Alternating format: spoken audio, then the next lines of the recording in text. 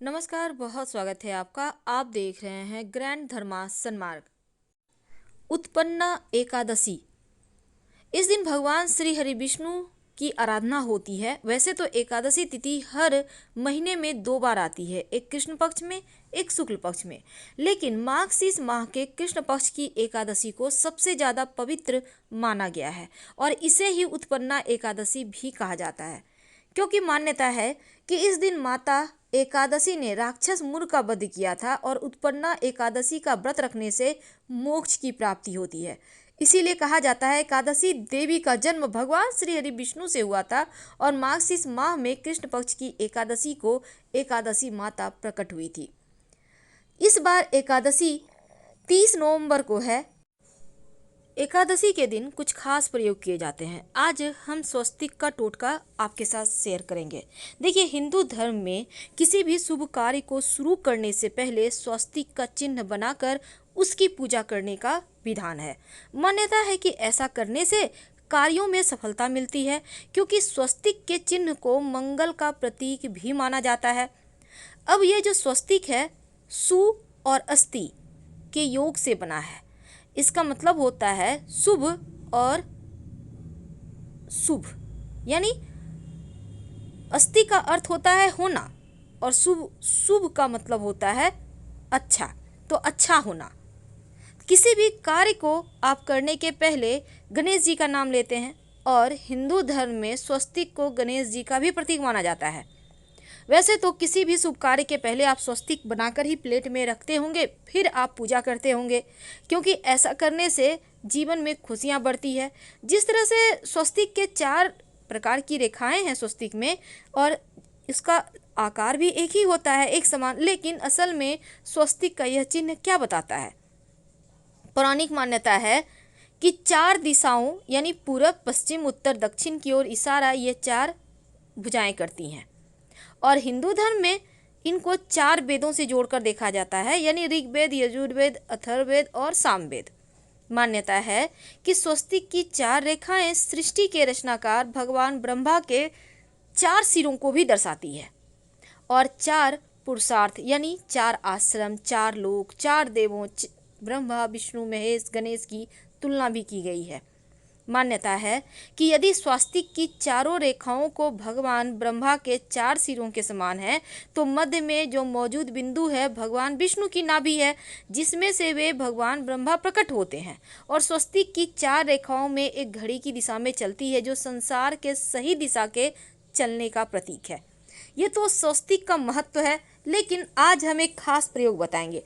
देखिए, घर के मुख्य दरवाजे पर आज एकादशी के दिन आप शुभ मंगल प्रतीक चिन्ह स्वस्तिक जरूर बनाइए। चाहे तो वो चावल और कुमकुम की सहायता से, यानी चावल और हल्दी के घोल से बना सकते हैं, या फिर आप कुमकुम यानी कि सिंदूर और घी या सिंदूर और तेल मिक्स करके भी बना सकते हैं।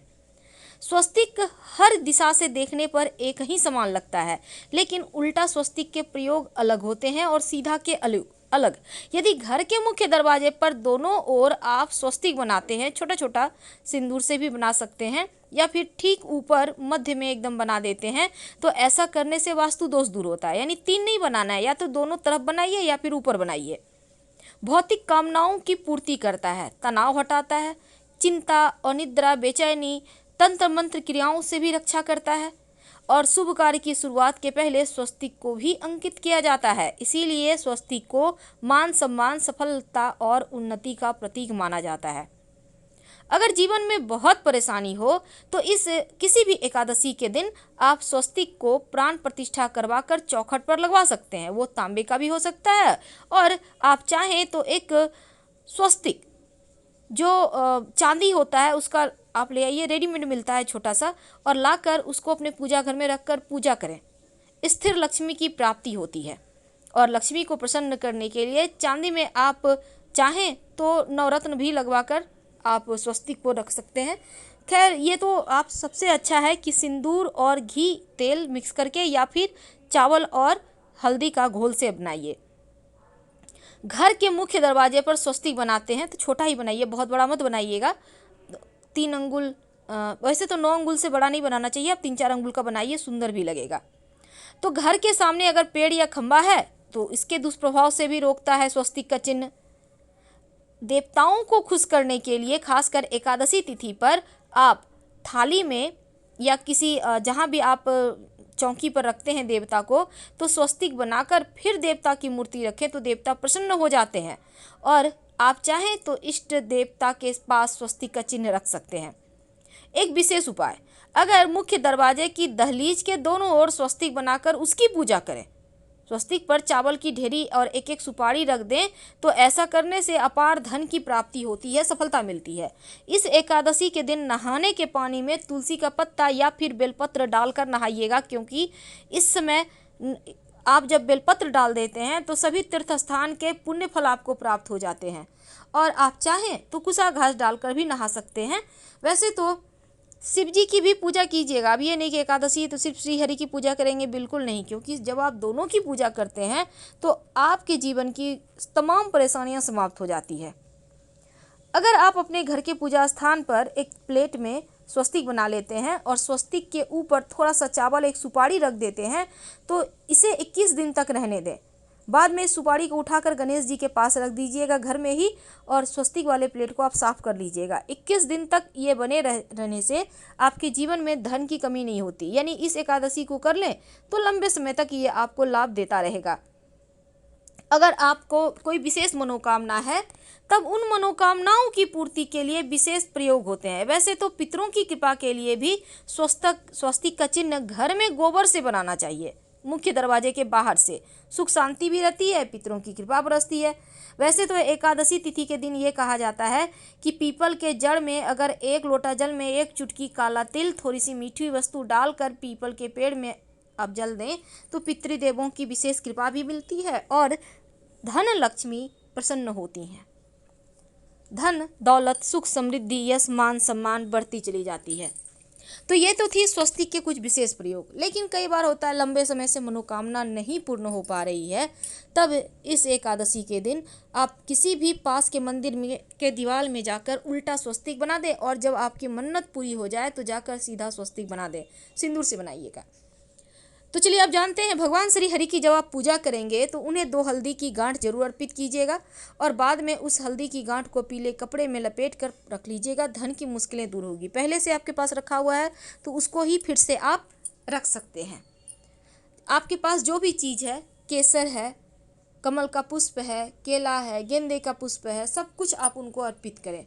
और विशेषकर आज के दिन आप उनके मंत्रों का खूब जप करें। उनके बहुत सारे मंत्र हैं, जैसे ओम ह्रीं बृहस्पतये नमः, ओम नमो भगवते वासुदेवाय, ओम नमो नारायणाय, ओम ग्रां ग्रीं ग्रौं सह गुरुवे नमः। इस मंत्र का भी जप कर सकते हैं। तो आपको जो आसान लगे उसी मंत्र का जप करें। तो अपनी विशेष मनोकामनाओं की पूर्ति के लिए, चाहे आपको जॉब की प्राप्ति के तलाश है, या फिर आप चाहते हैं कि आपका व्यापार अच्छा चले, या आप चाहते हैं कि अपना मकान हो, तमाम जो भी आपका भौतिक सुख साधन है, उसके लिए आप पास के किसी भी मंदिर में जाएं और एक सिंदूर लेकर जाइएगा घर से। सिंदूर घी मिक्स करके या सिंदूर में सरसों का तेल मिक्स करके मंदिर के दीवार पर एक उल्टा स्वस्तिक बना दें, और फिर जब मन्नत पूरी हो जाए तब सीधा स्वस्तिक बना दीजिएगा। फिर से जाकर वहीं पर, अगर आपकी जब मन्नत पूरी हो जाती है तब, और भगवान को धन्यवाद जरूर कहिएगा। तो इस तरह से आप इस एकादशी के दिन अपनी मनोकामनाओं की पूर्ति के लिए ये विशेष प्रयोग करें। और तुलसी जी में जब जल अर्पित कीजिएगा तो 1 लोटा जल में 1 चुटकी हल्दी, 2-4 बूंद दूध डालकर और थोड़ा सा मिश्री, 1 चुटकी अक्षत डालकर ही अर्पित करें तुलसी जी में। और शाम के समय एक घी का दिया जरूर जलाइएगा। इस दीपक में एक सिक्का रख दीजिएगा और बाद में इस सिक्के को उठाकर आप संभाल के रखें। वैसे ये सिक्का रोज के दीपक में भी आप डाल कर जला सकते हैं। ये सिक्का सिद्ध हो जाएगा। फिर किसी ज़रूरी काम से आप घर से बाहर निकलते हैं तो ये सिक्का पास में रख कर निकलें तो आपको कार्यों में सिद्धि मिलेगी। तो इस दिन बहुत तरह के प्रयोग किए जाते हैं, लेकिन याद रखिएगा दीपक का प्रयोग जरूर करना है। और अपने घर के मुख्य दरवाजे पर अंदर की तरफ से आप चाहें तो एक दिया जला दें। अगर नहीं आप जला पा रहे हैं किसी कारणवश, कम से कम 1 दीपक पास के मंदिर में, 1 दीपक तुलसी के नीचे, 1 दीपक अपने घर के पूजा स्थान। तो एकादशी तिथि प्रारंभ सुबह 4:13 30 नवंबर को होगा और एकादशी तिथि समाप्त 1 दिसंबर की सुबह अर्ली मॉर्निंग 2:13 पर होगा। व्रत तोड़ने के लिए समय 1 दिसंबर को सुबह 7:34 से सुबह 9:02 तक का है। आप इस बीच व्रत तोड़ लें। पारण तिथि हरिवासर समाप्त होने का समय 7:34 है सुबह का। तो इस व्रत को आप जरूर करें, विधि विधान से उनकी पूजा करें और इससे मन भी निर्मल होता है, शरीर भी स्वस्थ होता है और जीवन में सुख शांति आती है। साथ ही भगवान श्री हरि विष्णु के परम धाम का वास प्राप्त होता है, संतान प्राप्ति और आरोग्यवान रहने का भी आशीर्वाद मिलता है। तो भगवान श्री हरि को मनाइए। हम आपसे विदा लेते हैं। हर हर महादेव। जानकारी अच्छी लगे तब लाइक कर सब्सक्राइब जरूर।